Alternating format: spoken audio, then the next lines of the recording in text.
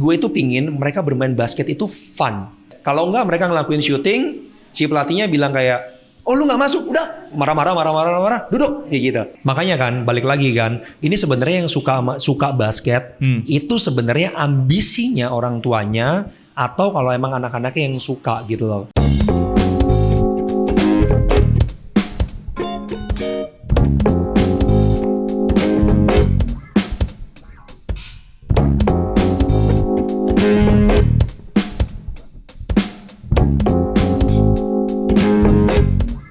Salah satu yang bikin gua jatuh cinta waktu masa remaja adalah bermain bola basket.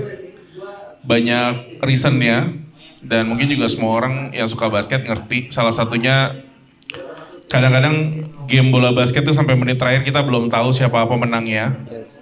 Dan ada juga satu yang seru banget untuk diamatin bahwa selalu ada satu pemain yang punya mentalitinya tuh gila banget. Dia bisa bawa timnya dari ketinggalan, bahkan bisa nyetak kemenangan gara-gara dia datang di tempat yang tepat.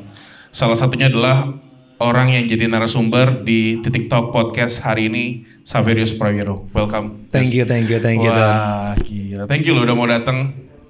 Dan kita bakal banyak ngomongin soal apa hubungannya sih creativity atau creative thinking gara-gara bermain basket. Tapi sebelumnya kita tertarik banget pengen tahu perjalanan hidup lu. Dari lu lahir di mana, sekolah di mana, terus gimana lu mulai main basket sampai akhirnya masuk ke klub bela nasional atau bela daerah. Oke, thank you Ton. Jadi awalnya itu karir gue itu termasuk diberkatin. Kenapa gue bisa bilang kayak gitu? Karena impian gue dari kecil tuh gue nggak pernah punya impian jadi seorang atlet. Jadi awal mulanya itu gua itu jadi background keluarga gua itu bokap nyokap gua itu dalam keadaan kita itu kesulitan finansial. Tahun berapa ini? Itu lupa gua tahun berapa. Tapi faktornya itu kalau nggak salah karena judi. Oke. Jadi bokap gua itu kenal sama judi. Ya duitnya habis. Kita 5 bersaudara, cowok semuanya. Udah gitu setiap bulan tuh kita selalu kesulitan bayar uang sekolah. Nah ada satu momen itu SMA kelas 2, SMA kelas 1 SMA kelas 1 atau SMP kelas 3 gue lupa. Jadi ada kejuaraan nasional di Jogja. Kejuaraan nasional di Solo. Waktu itu lu di Surabaya ya? Waktu itu gue di Surabaya. Jadi ada kejuaraan nasional di Solo. Nah pada saat itu gue gak tahu kalau ada talent scoutnya Aspak. Ya pada saat itu ngelihat mereka mencari bibit pemain-pemain muda dari satu Indonesia. Dengan rataan tingginya kurang lebih di atas 185 cm. Kualifikasinya mereka ketika gue udah nyampe ke Aspak. Jadi mereka bilang gue mencari orang dengan tinggi minimal 185 cm ke atas. Nah untuk fungsinya adalah untuk backup regenerasinya, untuk jadi regenerasinya Aspak. Nah pada saat itu mereka lihat gua, tinggi gua cuma 179 pada saat itu. Nah, satu-satunya pemain yang tingginya 179 dan gue ditawarin sama Aspak. Yang masuk Aspak jadi yang paling kecil lu ya? Yang paling kecil gua. Dan pada saat itu gua nggak tahu Aspak itu apa. Yang gua tahu cuma ada tawaran dari situ. Gue dapat beasiswa, dapat tempat tinggal, makan gratis, tempat tinggal gratis, sekolah gratis. Jadi gue terselamatkan dari masalah finansial keluarga gue. Berarti lu SMA pindah dari Surabaya ke Jakarta? Yes, SMA kelas 1 udah naik pindah. SMA kelas 2 pertengahan. Itu gue baru pindah ke Jakarta. Padahal dari lahir lu ada di Surabaya? Dari lahir gue di Surabaya. Nah setelah itu SMA kelas 2 pertengahan gue pindah di Surabaya. Gue main di Aspak. Ketika gue main di Aspak cuma setahun aja, itu regulasi IBL tuh berubah. Dari yang pemain binaan boleh langsung membela tim. Jadi ada draft, ada sistem draft. Karena ada sistem draft mengharuskan Aspak untuk membuang pemain binaannya semuanya. Nanti dipilih ulang lagi untuk siapa pemain yang ditaruh di Aspak. Dan sisanya kan dia nggak akan bisa naruh semua pemainnya ke Aspak mau nggak mau dia buang. Nah dia pilih salah satunya itu adalah gua. Nah di situ awal mulanya gua main profesional tuh. Di tahun 2004. Dan lu memang posisinya point guard atau shooting guard? Dari dulu gue shooting guard. Shooting guard ya? Jadi gue gak pernah ada di posisi point guard. Sampai gue main di Pelita Jaya itu point guard. Baru pindah ke point guard? Yes, kayak gitu. Nah ini menarik ya, pemain basket tuh rata-rata yang tingginya di atas rata-rata. Kalau main di SMA misalnya, langsung mainnya posisi 4, posisi 5 misalnya. Yes. Lu waktu di SMA main posisi apa? Kalau gue main di SMA itu main all around. Jadi 1 sampai 5 gue mainin. Itu beneran. Jadi kalau gue di SMA itu dari main posisi 1, tapi mostly posisi 1, 2, 3 seperti itu. Jadi secara ball handling nggak ada ini lah ya, nggak kaget lah ya, lu tetap ball handling udah jadi makanan sehari-hari ya. Ya lumayan lah. Lumayan lah ya. Jadi dari Aspak lu pindah ke? Oke. Jadi karir gua itu main profesional dari 2004. Sampai ke 2015 itu main di Aspak. Setelah itu gue sempat vakum 2 tahun. And then gue pindah ke Pelita Jaya di tahun 2018 sampai 2020 ya. 2018-2020 pokoknya gue stop lagi 2 tahun. Terus gue main di Dewa United terakhir sampai kontrak gue habis di bulan Juli kemarin. Juli 2023. And then gue memutuskan untuk stop. Seru banget nih, sekarang lu sudah pensiun untuk ketiga kalinya. Sebenarnya gue gak pernah bilang gue pensiun. Jadi dari dulu tuh gue gak pernah bilang gue pensiun. Tapi yang bikin bilang pensiun itu adalah media. Ketika gue di Aspak, gue stop aja. Gue gak pernah bilang gue pensiun, gue gak pernah gue bilang ngapain. Jadi gue stop aja gitu. Iya. Jadi ke depan lu masih ada kemungkinan untuk balik lagi main? Yes, and then gue main lagi kan Pelita Jaya kan. Mereka bilang, oh ini pensiun, dari pensiun balik lagi. Karena mungkin adalah kata-kata stop itu.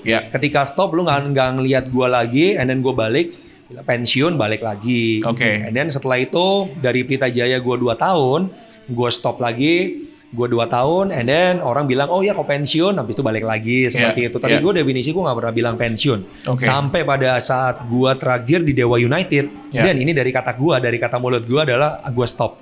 Karena gue tahu badan gue, gitu. Nah sekarang lu dalam keadaan stop dari liga profesional. Boleh ceritain gak sih update terbaru dari Xaverius Prawiro, apa kegiatan lu sekarang? Kegiatan gue sekarang, jadi gue itu jadi tukang laundry. Yang satu namanya Beyond Wash. Beyond Wash itu adalah self-service laundry. Nah jadi kita bergeraknya di laundry, terutama laundry self-service kan.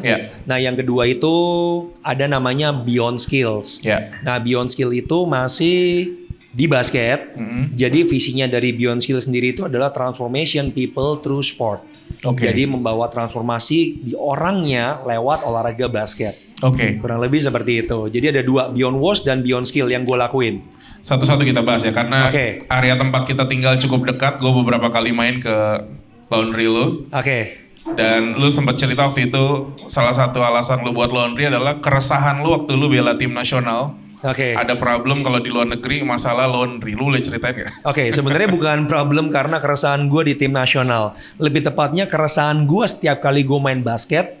Jadi selalu setiap kali gue H-1 sebelum pulang, itu kita nggak ada namanya laundry.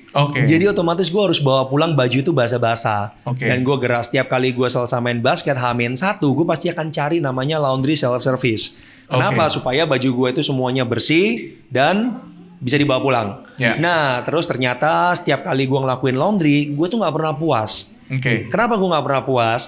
Intinya selalu ada aja. Either tempatnya kotor, jorok, either manusianya, orangnya itu nggak friendly, either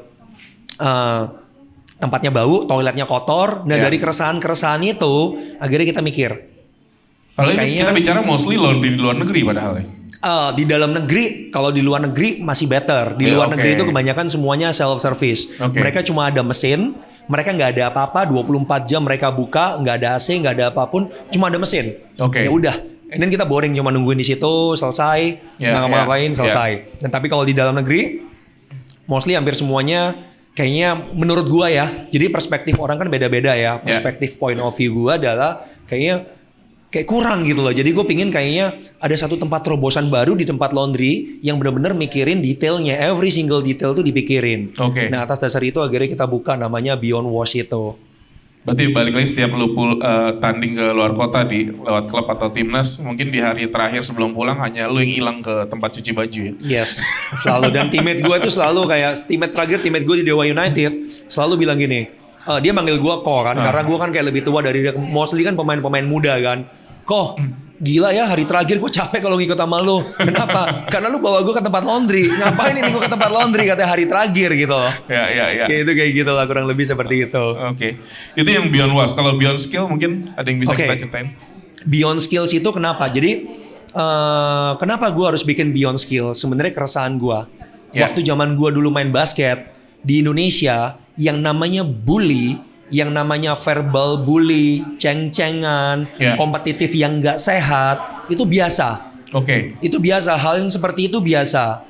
Nah, tapi efeknya ke gua apa? Efeknya ke gua adalah gambar diri gua rusak. Identitas gue itu rusak, identity gue itu rusak. Jadi gue menganggap seseorang itu, gue nggak bisa mengapresiasi seseorang. Gue ngelihat seseorang itu as a kompetitor. Gue kompetitif banget. Bila perlu kalau gue kalah, gue akan kayak pakai segala cara untuk bikin dia caranya gimana nggak bisa ngelewatin gue aja. Seperti itu kan rusak kan. Nah terus semakin jalannya ke sini, banyak orang di sini yang identitasnya rusak gara-gara sport. Ini kan termasuk trash talk, bukannya apakah termasuk trash talk? Sedangkan di basket kan trash talk sesuatu yang lumrah. Of course. Gitu. Kata dunia trash talk itu lumrah. Of course lumrah. Tapi kalau menurut kata gua, lu definition of sportivitas itu kan sportif gitu loh. Main basket itu kan sportif gitu kan. Definition of main basket itu kan sebenarnya adalah play, bermain kan. Nah, gue itu bikin Beyond Skill itu adalah gue pingin kalau bisa membalikan statusnya play. Play itu bermain. Jadi kayak gini, contohnya kayak anak-anak nih ya. Anak-anak kecil ketika mereka bermain datang ke rumahnya Anton gitu kan. Ton, gedor, tok. Ton, main yuk. Di definisi lu apa? Just main, for fun. Main, gak ada pemikiran apa-apa. Selesai, gak ada kata menang dan kalah. Yang ada cuma main yuk, selesai, have fun, pulang, selesai.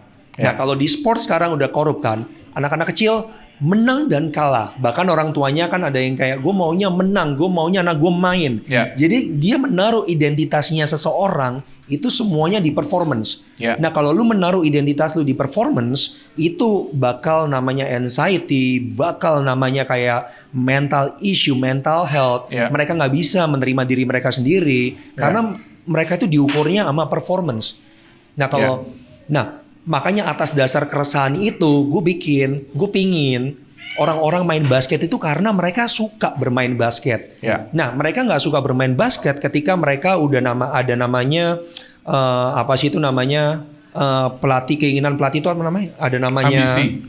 Iya, mungkin ada namanya ambisi, ada namanya ya kurang lebih seperti itu. Nah pada gue itu pingin mereka bermain basket itu fun. Iya kan. Nah banyak dari seseorang sekarang ya, balik lagi ke anak-anak muda sekarang itu ya, mereka main basket cuma ngelihatnya maunya menang. Nah kalau mereka cuma maunya menang, berarti mereka itu nggak joy-nya di steal sama mereka, di steal kan, diambil. Bahagianya mereka itu diambil karena ukuran mereka adalah menang. Nah kalau ketika ukuran mereka itu menang, ya kan, ketika mereka nggak menang berarti mereka menganggap diri mereka itu nggak layak. Iya kan, berarti kalau mereka menang mereka menganggap diri mereka layak. Nah sedangkan esensi dari bermain basket kan nggak seperti itu. Esensi dari bermain basket itu adalah kalau kita kalah kita bisa mengapresiasi orang yang menang dan kita berlatih lagi supaya kita bisa compete lagi. Itu kan definisinya kan. Nah ketika kita berdefinisi of bermain itu adalah bukan lagi tentang gimana caranya kita untuk menang gitu loh. Tapi gimana caranya kita adalah mengeluarkan potensi terbaik kita happy, joy kita keluar, creativity kita keluar. Setelah itu kalau kita kalah kita berlatih lagi.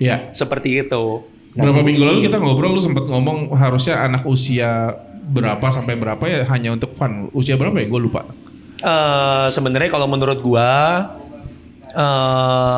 anak usia dari kecil sampai mereka usia sekitar anak 8 tahun, 9 tahun, sampai 10 tahun, bahkan 10 tahun tuh, sampai 12 tahun, itu mereka just fun aja. Ya, sampai SMP lah ya. Iya, sampai SD itu mereka just fun aja. Main basket itu kan karena fun kan. Ya. Mereka nggak ada target buat mereka untuk mereka menang, mereka apa. Menang itu adalah ketika nanti mereka ada di jenjang tertentu, mereka mau memilih karir itu, mereka berlatih keras untuk itu dan hasilnya adalah menang. Bukan menang itu udah dari awal, kita belum equip mereka apapun. Kita harus tuntut mereka dengan menang. Alhasil pikiran mereka cuma ada menang. Kalau gue kalah, berarti bokap nyokap gue nggak sayang sama gue lagi. Kalau gue kalah, berarti orang lain nggak nganggep gue bagus. Itu kan bikin identitas seorang rusak gitu loh. Berarti di Beyond Skill itu lu menanamkan itu ke anak-anak binaan lu bahwa kalah pun is okay. Yes, kalah it's okay. Hanya untuk play, having fun gitu ya. Karena gue pun rusak kayak gitu loh.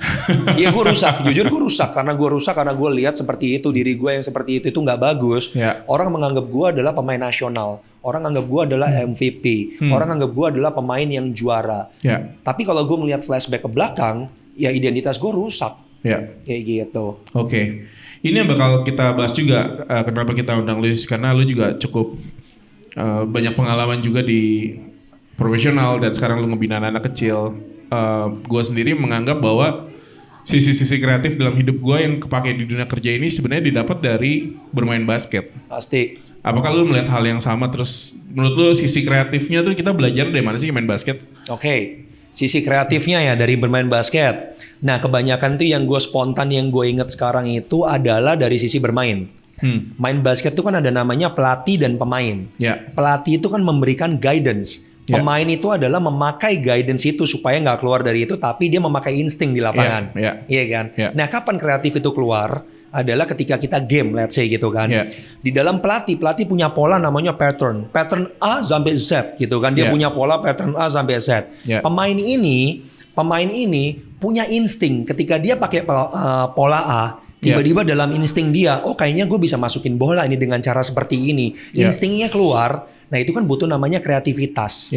Nah di situ kreativitas akan keluar gitu lah. Jadi kadang nggak ngikutin 100% dan itu bisa di... Yes. Sebenarnya bukan nggak ngikutin 100%. Kita tetap ngikutin guidance-nya pelatih. Tapi di tengah-tengah itu, tapi kalau kita bilang insting kita bilang kayak sesuatu yang kita harus kayak make decision ya kita harus make decision. Kita harus pas. Kayak gitu. Ya, gue juga dulu belajar, pelatih gue selalu ngajarin dalam satu pola ada 3 variasi dan kadang-kadang kita di lapangan dituntut untuk bisa membaca mana yang bisa fit gitu ya untuk tim lo, untuk bisa nerobos lawan.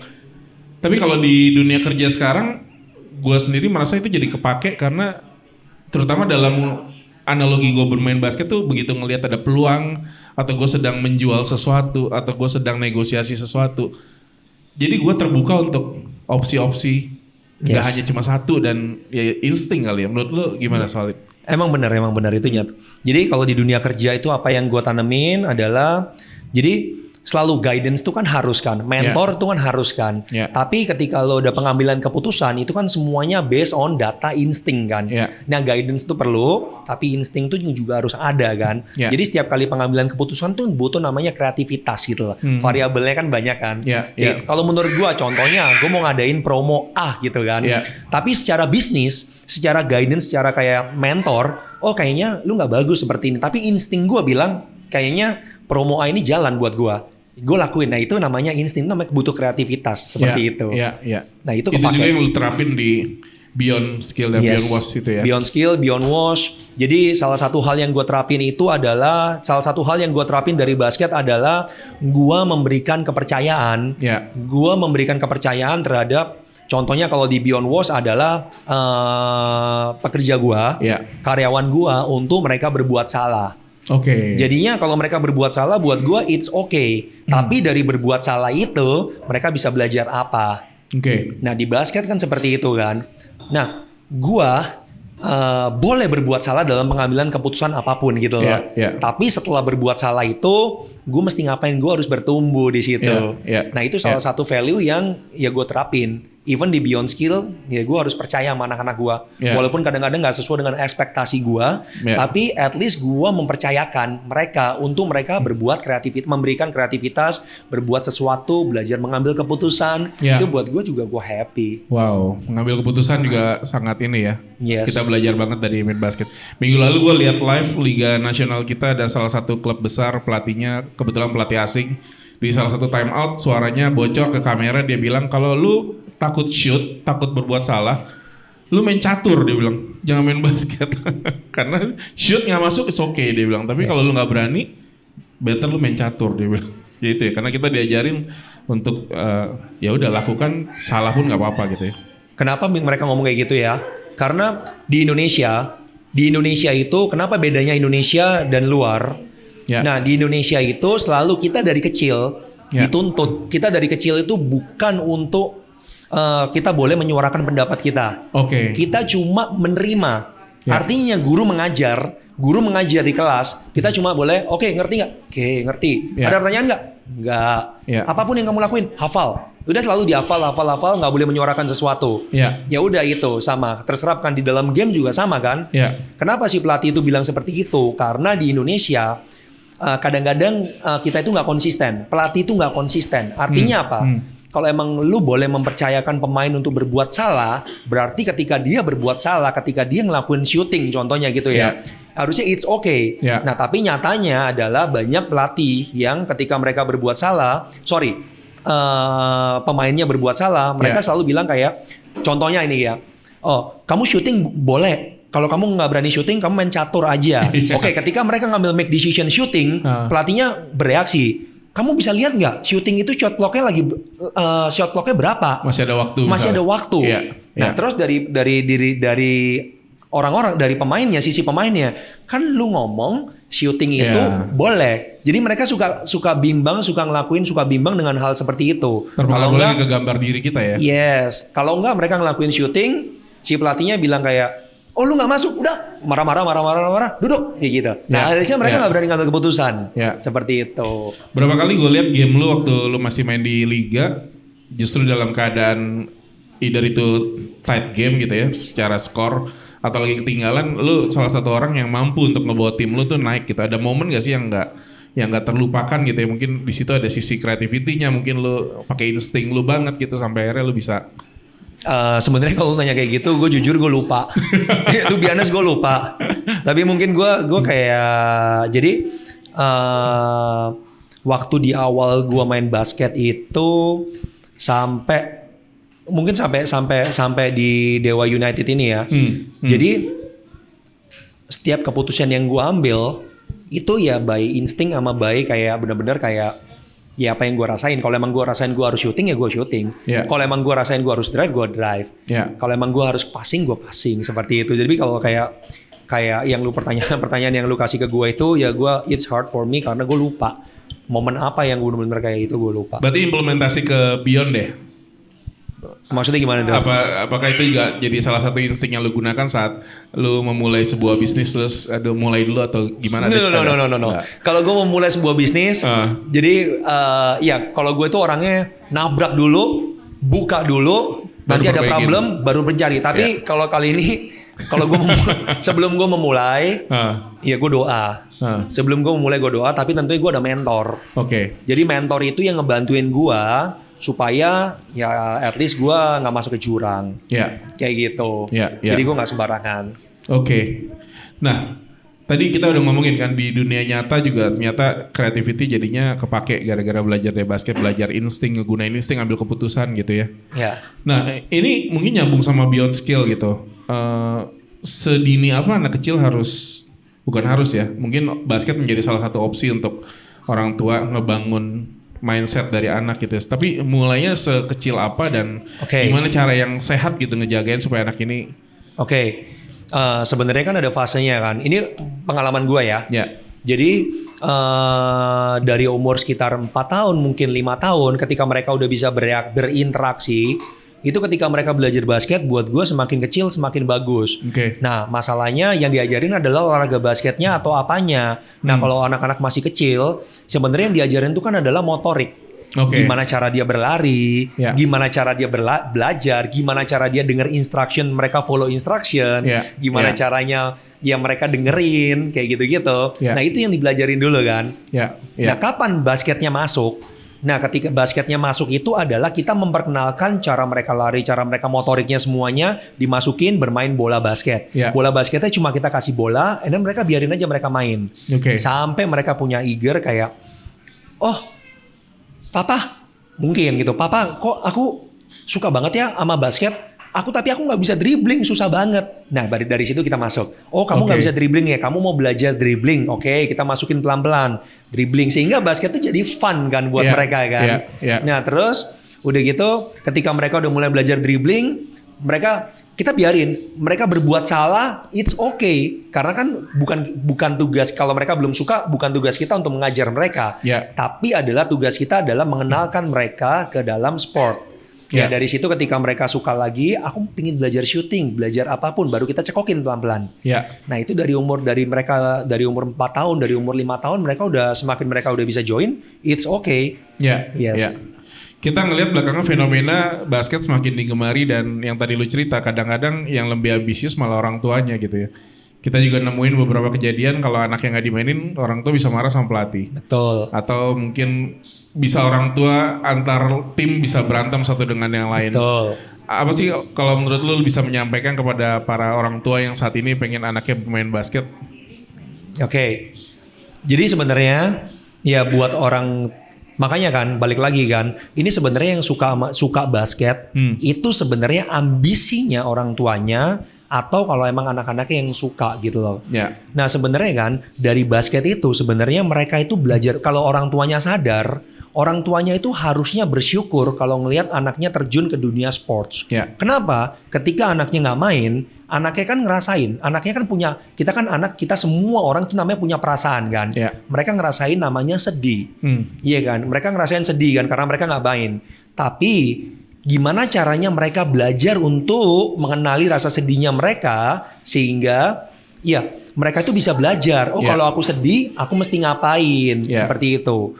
Apalagi terus tentang mereka ketika mereka menang. Mereka ngerasain tentang mereka jadi kayak ketika mereka menang terus. Kan manusia kan, kita ada di dalam dunia pasti ada dosa dong. Mereka ngerasa sombong. Mereka belajar gimana caranya ngatur supaya mereka tetap humble. Terus nextnya lagi ketika mereka terjun ke sport. Ada namanya latihan, mereka belajar namanya disiplin. Disiplin ketika kita latihan jam 8 pagi, gimana caranya mereka menghargai waktu dan mereka datang jam 8 pagi. Nah kalau mereka bisa ngelihat dari sisi perspektif yang berbeda, otomatis mereka harusnya bisa bersyukur. Karena apa? Karena dari olahraga mereka bisa belajar banyak dan anaknya bisa lebih fokus lewat sport. Menurut research itu mereka bisa lebih fokus anaknya. Dan ini juga belajar bahwa dunia nyata kadang nggak selalu menang kan. Jadi waktu kita kalah harus bisa accept gitu. Ya gimana cara accept? Nah masalahnya kalau sekarang orang tuanya itu adalah ambisi orang tuanya. Kalau ketika mereka nggak dimainin, mereka yang marah. Sedangkan anaknya nggak mengenal. Sebelum anaknya mengenal, sebelum si parentsnya atau orang di luar sana mengenalkan itu. Ini kalah, ini lo namanya yang nggak main. Kalau mereka nggak dikenalkan, iya kan kita datang di dunia ini nggak ada ekspektasi apa. Yang saya mau ngomong tadi itu ekspektasi. Ketika nggak ada ekspektasi apapun, orang kan nggak tahu, anak kecil nih. Kalau kita nggak bilang, kalau let's say kita ngomong joroknya ini air kran gitu kan. Anak kecil kalau datang ke sini, kalau dia nggak tahu air kran, kita cuma bilang ini air bisa diminum. Mereka pasti minum, percaya aja gitu loh. Nah balik lagi kan, sebenarnya orang tuanya mereka kan nggak mengenal, artinya mereka nggak dimainin, mereka nggak diituin kayak gitu. Sampai pada akhirnya orang tuanya yang mengenalkan kayak, oh iya, gue marah kalau gue nggak dimainin, anak gue kayak gimana gini. Berarti anaknya jadi kayak, oh berarti kalau nggak dimainin itu nggak bagus, salah ya kayak gitu loh. Nah itu makanya akan balik lagi kan, itu ambisi orang tuanya.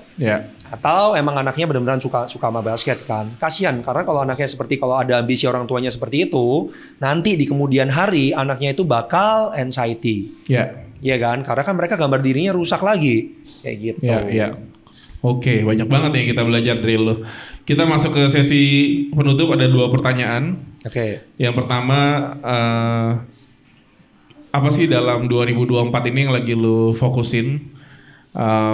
Either itu dari sisi pengembangan diri atau mungkin bisnis yang lagi lu bangun. Yang 2024 yang pingin gue fokusin adalah gimana caranya, gue nggak tahu yang spontan yang ada di otak gue itu adalah gimana caranya gue bisa berdampak. Berdampak, oke. Iya, berdampak itu seperti apa gue masih belum pikirin.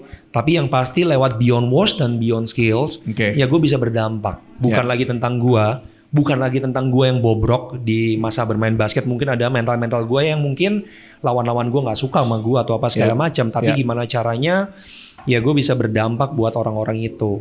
Either di beyond words atau di beyond skills. Itu yang 2024 yang gue pingin.